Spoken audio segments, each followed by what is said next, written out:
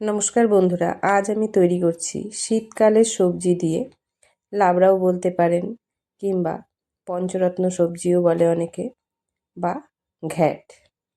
এটি খিচুড়ির সঙ্গে কিংবা ডাল ভাতের ডালের পাশে কিন্তু দুর্দান্ত লাগে। আর এতে সব শীতকালের সবজি পড়বে। এর স্বাদ কিন্তু খুবই অসাধারণ। সাধারণ জিনিস দিয়ে তৈরি করেও এই পদটি কিন্তু একটি অসাধারণ স্বাদের হয়। তো চলুন বন্ধুরা, আমরা এবার রান্নাটি শুরু করে দিই। তো প্রথমেই আমরা দিয়ে দেব সবজির জন্য পরিমাণ মতো তেল। তাতে ফোড়নে দিয়ে দেব একটি শুকনো লঙ্কা ও পাঁচফোড়ন। পাঁচফোড়নটা আমি এখানে আলাদা আলাদাভাবে নিয়েই পাঁচফোড়ন বানিয়ে ব্যবহার করেছি। পাঁচফোড়ন দিয়ে এতে আমি আরও দিয়ে দেব কিছুটা নারকেলের কুচি। নারকেল কুচি দিয়ে এবার আমার এই ফোড়নটা যখন ভালো মতো গন্ধ ছাড়তে শুরু করবে, তখন কিন্তু আমি এই ফোড়নের তেলটা কিছুটা উঠিয়ে রাখবো। কেননা সবজি দেওয়ার পরে যতই আমরা তেল দিয়ে আগে রাখি না কেন, সবজি কিন্তু সেই তেলটাকে চুষে নেবে। যতক্ষণ জল বেরোনো শেষ না হবে ততক্ষণ কিন্তু তেলগুলো সব চুষে যাবে। তাই আমি অল্প তেলে সবজিগুলোকে ফোড়ন দিয়ে তারপরে যখন সবজির জলটা বেশ মজে আসবে, বাকি তেলটা কিন্তু তখন আবার ঢেলে দেব। তাহলে মনে হবে আমরা বেশ অনেক তেল দিয়ে সবজিটা কিন্তু রান্না করেছি এবং টেস্টটাও অনেকটা বেশি হবে। এই ফোড়নেই আমি দিয়ে দেব অল্প কিছু আদা কুচি। আদা কুচিটার যখন কাঁচা গন্ধটা মরে আসবে তখনই কিন্তু আমরা এখানে তেলটা তুলে নেব। তুলে নিয়ে এবার আমরা সবজি অনুযায়ী একে একে সবজিগুলো দেব। প্রথমে আমরা শক্ত সবজিগুলো দেব, আর বেশিরভাগ তেলটাই আমরা কমিয়ে রাখবো। অল্প তেলেই কিন্তু আমরা এখন একে একে সবজিগুলো দিয়ে দেব। প্রথমে আমি মটরশুঁটিগুলিকে দিয়ে দেব। মটরশুঁটিগুলো যখন ফুটতে শুরু করবে তখন আমি আলুগুলিকে দিয়ে দেব। আলুগুলিকে একটু নাড়াচাড়া করে নেব। তারপর আমি এবার অন্য যেসব আমার শক্ত সবজিগুলি আছে সেগুলিকে এখন আমি দিয়ে দেব। আলুর পরে আমি দিয়ে দিচ্ছি পেঁপেগুলোকে। পেঁপের সাথে দিয়ে দেব গাজর। গাজরের পরে আমি দিয়ে দিব কিছু মিষ্টি আলু, যেগুলো আমি ছোট ছোট করে কেটে নিয়েছিলাম। আমি কিন্তু এখনই লবণটা ব্যবহার করব না, কারণ লবণ দিলে কিন্তু সবজির কালার অনেকটাই নষ্ট হয়ে যাবে। আমি সম্পূর্ণ সবজিগুলি আগে দিয়ে ভালো করে ভাজা ভাজা করে নিয়ে তারপরে কিন্তু আমি নুন হলুদটা দেব। তাহলে কিন্তু আপনারা দেখবেন সবজি রান্নার শেষ পর্যন্ত সবজির কালারগুলো সব খুব সুন্দর থাকবে। মিষ্টি আলুগুলো দেওয়া হয়ে গেলে আমি এবার যে মিষ্টি কুমড়োগুলো কেটে রেখেছিলাম সেগুলি দিয়ে দেব। এবার শক্ত সবজিগুলিকে আমি ভালো করে কিছুক্ষণ নাড়াচাড়া করে নেব। এগুলি যখন কিছুটা হয়ে আসবে তখন আমি দিয়ে দিব একে একে বেগুন, সিম। বেগুন সিম দেওয়া হয়ে গেলে আমরা যে কফিগুলি ব্যবহার করব সেই কফিগুলো কিন্তু আমরা এখানে ডাইরেক্ট দিয়ে দেব না। আমি কফিগুলিকে একটু জলে ফুটিয়ে নেব, কারণ কফিতে প্রচুর পরিমাণে সার যেহেতু থাকে, তো ওকে একটু ভাপিয়েই আমি এখানে দেব।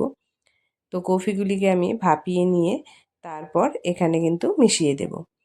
কফিগুলি দেওয়া হয়ে গেলে এবার আমি নুন আর হলুদটা কিন্তু দিয়ে দেব। নুন হলুদ দিয়ে নিয়েও আমরা আবার কিছুক্ষণ সমস্ত সবজিকে ভালো করে ভাজা ভাজা করে নেব।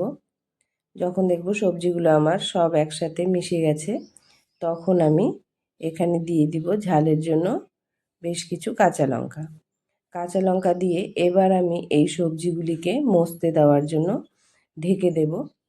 আর ওরা কিন্তু এখন নিজে থেকেই জল বের হয়ে যাবে এদের, আর ভালো সুন্দর মজে যাবে। সেই জন্য আমি এবার এগুলিকে ঢেকে দেব, আর গ্যাসের হিটটা মিডিয়ামে রেখে বেশ কিছুক্ষণ আমি এগুলিকে এখন ঢেকে হতে দেব। এবার ঢাকনা খুলে দেখুন আমাদের সবজিটা কিন্তু অনেকটাই মজে এসেছে এবং পরিমাণে অনেকটা সেই কারণে কমেও গেছে, এবং ওরা কিন্তু জল ছাড়তে শুরু করে দিয়েছে। এবার এগুলিকে আমরা ভালো মতো নাড়াচাড়া করে নেব।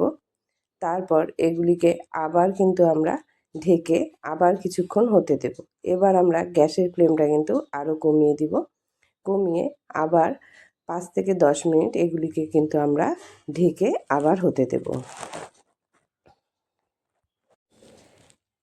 এবার ঢাকনা খুলে দেখুন আমাদের সবজিটা কিন্তু অনেকটাই হয়ে গেছে এবং ওর জলও অনেকটাই শুকিয়ে গেছে। এবার আমরা ফোড়নের সময় যে তেলটা উঠিয়ে রেখেছিলাম সেই তেলটা কিন্তু এবার আমরা দিয়ে দেব। কারণ দেখুন সবজিটা কিন্তু মজে গেছে, একদম ওরা সব সেদ্ধ হয়ে গেছে। এখানে আমি সবজিগুলোকে একদম গালাবো না। সবজির কালার আর কি সবজি দিয়েছি তা যদি বোঝাই না যায় তাহলে কিন্তু সবজি খেতেও ভালো লাগবে না, দেখতেও ভালো লাগবে না। এখানে আমার সব সবজিগুলোই গোটা গোটা থাকবে, কিন্তু প্রত্যেকটি সবজি সমমাপে সেদ্ধ হবে। সেই জন্য আমরা কিন্তু আগে পরে সবজি দিয়েছি, নরমগুলো পরে, শক্তগুলো আগে। দেখুন আমার প্রতিটি সবজি কিন্তু গোটা আছে, তবে এগুলি কিন্তু সবগুলি একদম সুসিদ্ধ হয়ে গেছে। আর কিছুক্ষণ নাড়াচাড়া করে নামিয়ে নিলেই কিন্তু আমার সবজি হয়ে যাবে। সবজিটা যখন ভালো মতো কষে আসবে এবং একদম সুন্দর সফট হয়ে যাবে তখন আমরা এতে দিয়ে দেব কিছুটা আদা বাটা ও কিছুটা জিরা ভাজা করে নেব আগে শুকনো খোলায় ভেজে, সেই শুকনো খোলার ভাজা জিরেটা, আদা এবং শুকনো খোলায় ভাজা জিরেটা বেটে দিয়ে অল্প একটু নাড়িয়ে নামিয়ে নিলেই কিন্তু আমাদের একদম তৈরি হয়ে যাবে পাঁচমিশালি সবজি বলুন, পঞ্চরত্ন বলুন, লাবড়া খ্যাট যাই বলুন। তো রান্নাটি কিন্তু আমার একদম কমপ্লিট হয়ে গেল। এবার শেষে একটু ঢেকে একে নামিয়ে নিলেই আমাদের রান্না একদম পরিবেশনের জন্য তৈরি হয়ে যাবে। ভিডিওটি ভালো লাগলে অবশ্যই লাইক ও সাবস্ক্রাইব করে দেবেন। কমেন্ট করে অবশ্যই জানাবেন আপনাদের কীরকম লাগলো এই শীতের পাঁচমিশালি সবজি বা পঞ্চরত্ন।